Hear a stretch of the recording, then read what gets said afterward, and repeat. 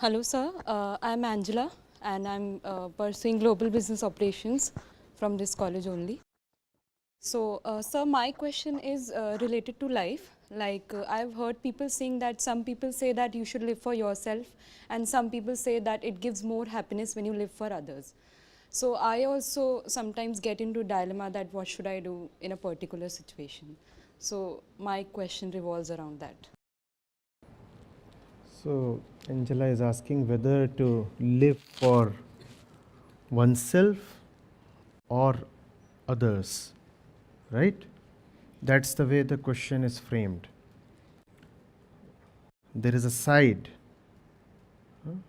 where you live for yourself, and contrasted to that, there is a side where you live for others. Yes, there indeed are two sides. Please sit. But they are not quite the way you are seeing them and presenting them. The two sides can rather be seen like this. There is a center within us from where we see that working for oneself is different from working for others. That's one center we operate from. And if you operate from that center, then it's an either or situation, a zero sum game.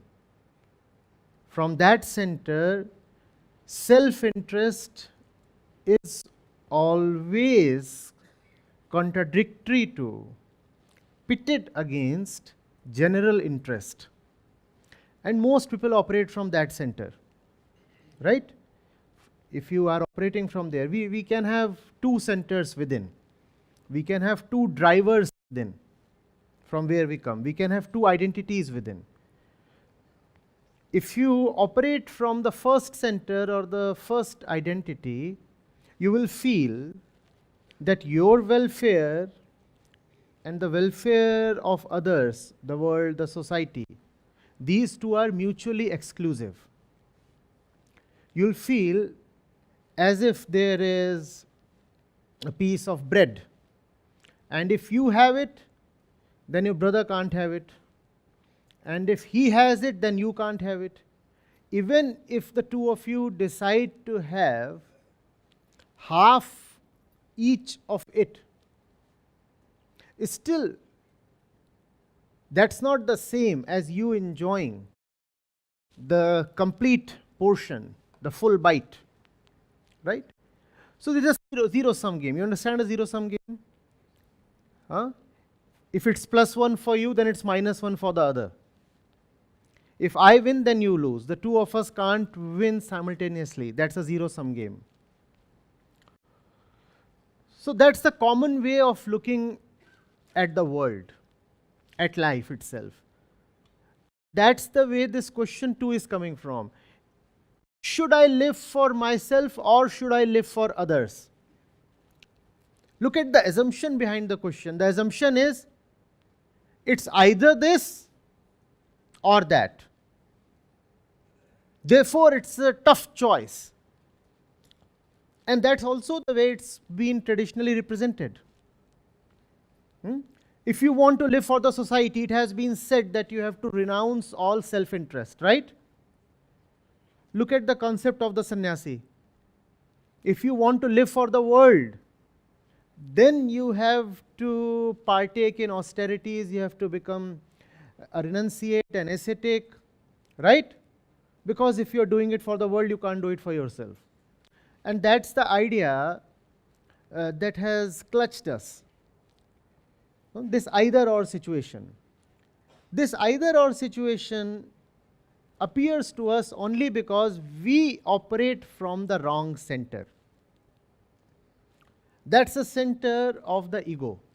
And the ego says, my interest is different, rather contrasted to the interest of the world. If I have to be happy, then somebody has to be sad. If I have to win something, then somebody has to lose. Or if I have to get something, then there has to be at least a barter. So the situation is either competitive or one of bargain, but the situation is never symbiotic, right? That's how we commonly think, and that's how we have been made to think. And that's how even our systems are, right?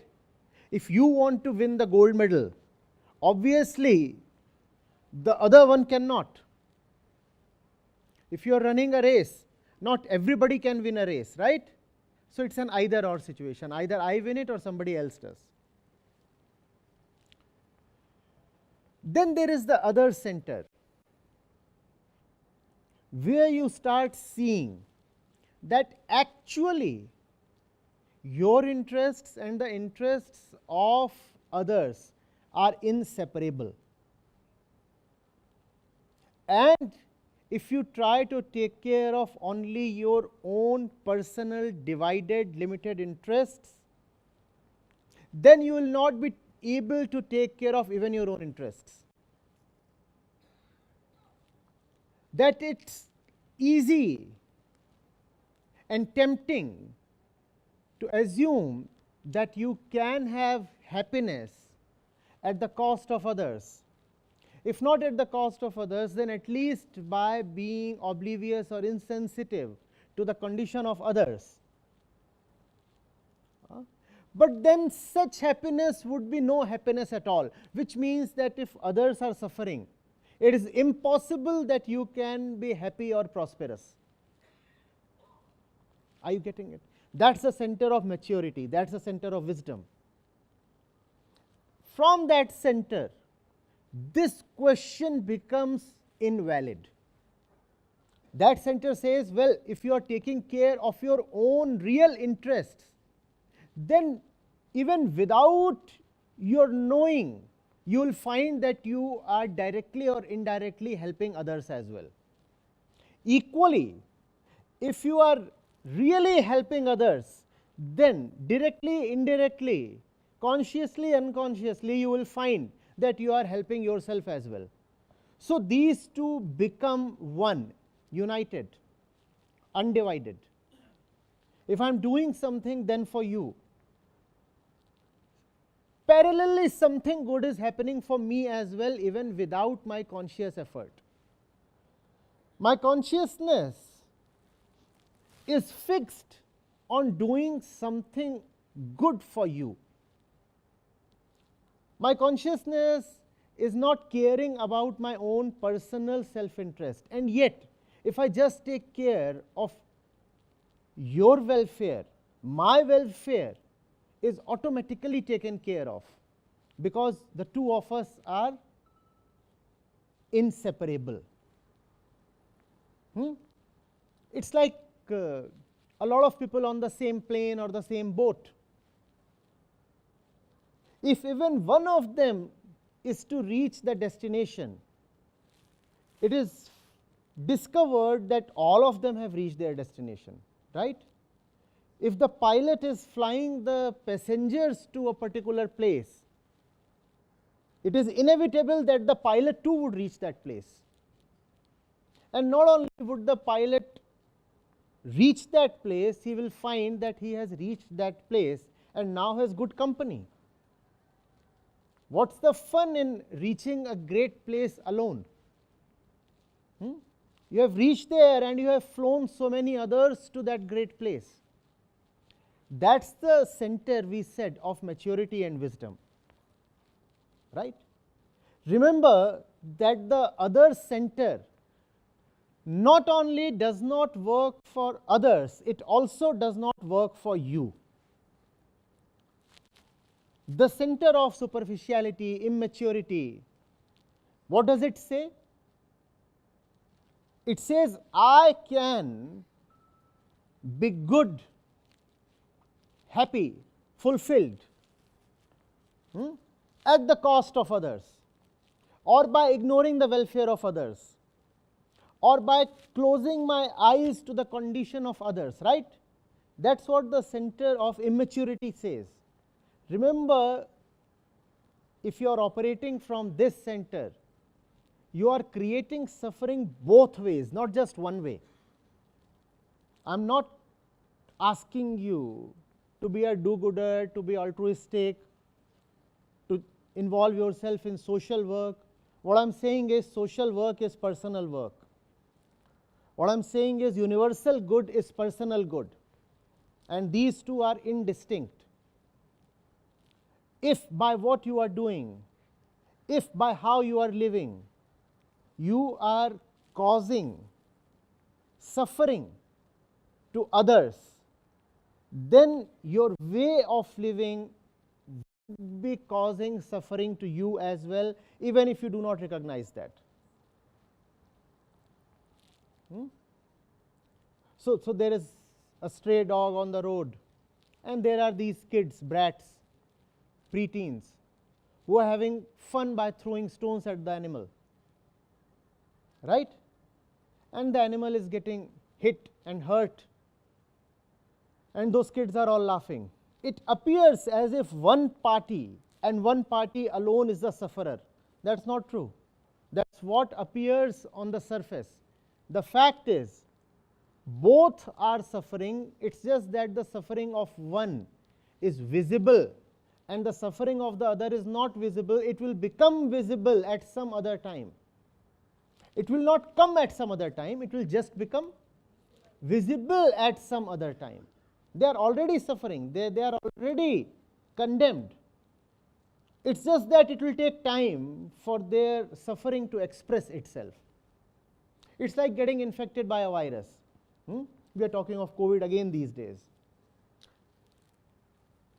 Your suffering does not begin the moment you get infected, or does it?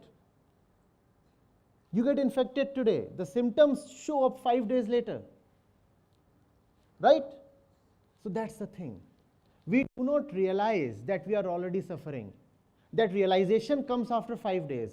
For 5 days, we can party and enjoy and infect others as well. And that's what most of human life is actually about. We suffer, and we teach others how to suffer. Everybody is a philosopher, everybody is a teacher, everybody is a preacher. And all of us, in subtle or unsubtle ways, are relaying our own concept and philosophy of life to everybody around us. And we tell them, dude, do this, go that way. I've been there, done that. Look how happy I am. And who is this fellow? He is the fellow in whom the symptoms have not yet appeared, but he is already infected. It's just that he is not getting himself tested properly. With a virus, it's easier to get yourself diagnosed, right? You can visit a pathology and the report would be out in a few hours. But when it comes to inner infection, mental infection, it can be detected only by careful self-observation. Unfortunately, our upbringing, our education, our media, and all the influences around us, they do not educate us in the importance and the art of self-observation. So we do not know that we are suffering. It's a very funny thing. People suffer and yet keep behaving as if they are not suffering, right? So you meet a commoner on the road and you ask him, so how are you? Chances are he'll say all is well. You very well know nothing is well with his life, but he'll say all is well, right? Right? And it's not just that you are trying to fool the other by saying all is well. You actually do feel, no, it's almost okay, it's almost okay, badhiya hai, changa si. When things are horrible and rotten, we still keep saying, must. And that's not because you have a positive attitude. That's because we are blind to our real situation. It's not about positivity, it's about blindness. We do not know how we are. And it is out of this blindness that the concept that I can make the animal suffer, or I can make my neighbor suffer, or I can make my family suffer, or I can make the neighboring country suffer, I can make the other species suffer, I can make my customer suffer, I can make my student or my teacher suffer. I can do all kinds of nonsensical things to others and get happiness in return. This idea continues to prevail. It's a very stupid idea. It's a very, very stupid idea. What to do then? Please see that the thing that you want is really much the same thing that others want from life. Also see that you cannot really have that as long as you want it only for yourself. Wanting something only for oneself is exactly the dissatisfaction that you want to get rid of. Because when you want something only for yourself, think of what you have put at the top place. When I say I want something only for myself, what is it that you have given the highest place to? Yourself. And those who have tried to look into life have said that the self itself is the biggest bondage. That the greatest bondage is the self. And the narrow kind of selfishness says, whatever I have to do only for my little self.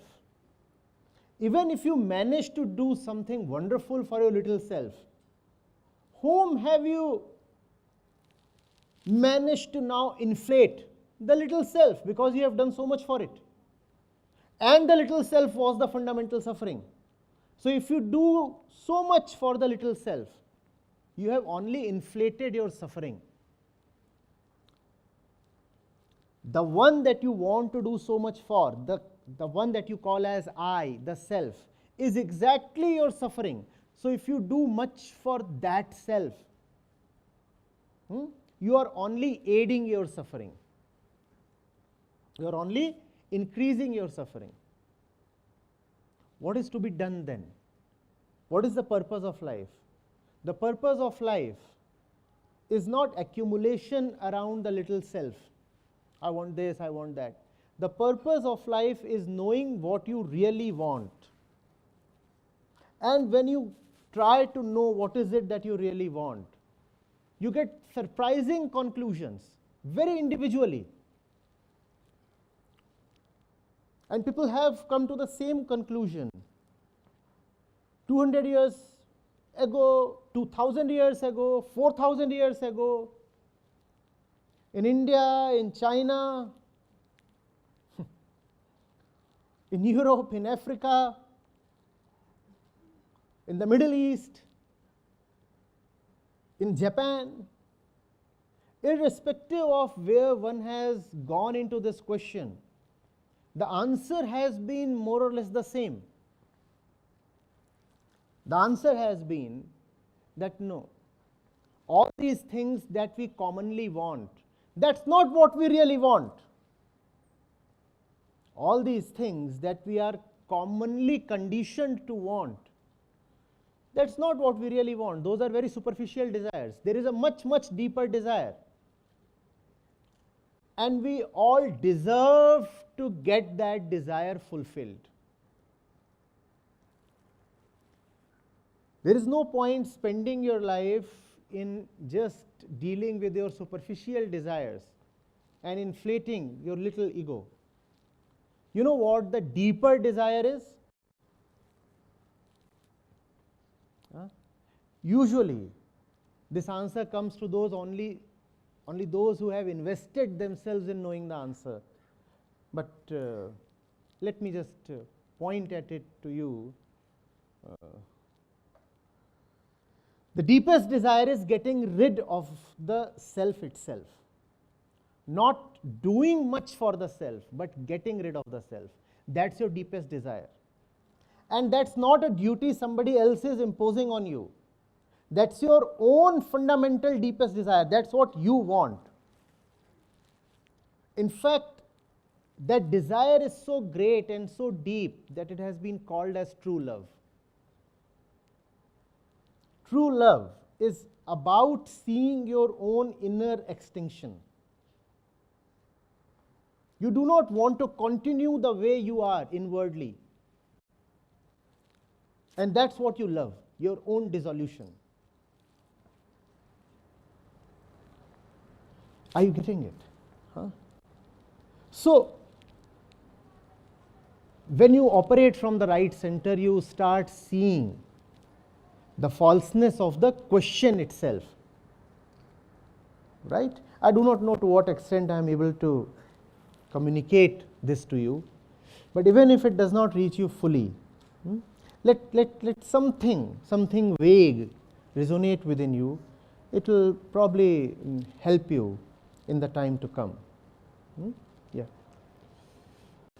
You just mentioned the deepest desire is to getting rid of oneself. So what exactly do you mean by that? You think of yourself as somebody, right? You think of yourself as somebody, right? So if I ask you, who are you? You will reply in those terms, very conventional terms, very popular terms, very predictable terms, right? I am a human being, I am X years old, I am a male, I am a student of such subject. I am a Hindu, I am a Muslim, I am a Christian, something. I am a socialist, I am a capitalist. When you look into these things, you discover these are identities that are given to you either by your body or by the society, both of which are rather random. You did not decide to take birth with black hair and black eyes. Had you been in Europe, you would have had blue eyes and blonde hair. But today you will say, I am somebody with such features. You did not decide to take birth as a boy.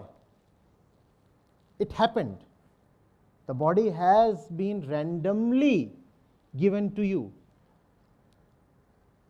And that which is random, how can that be your fundamental identity?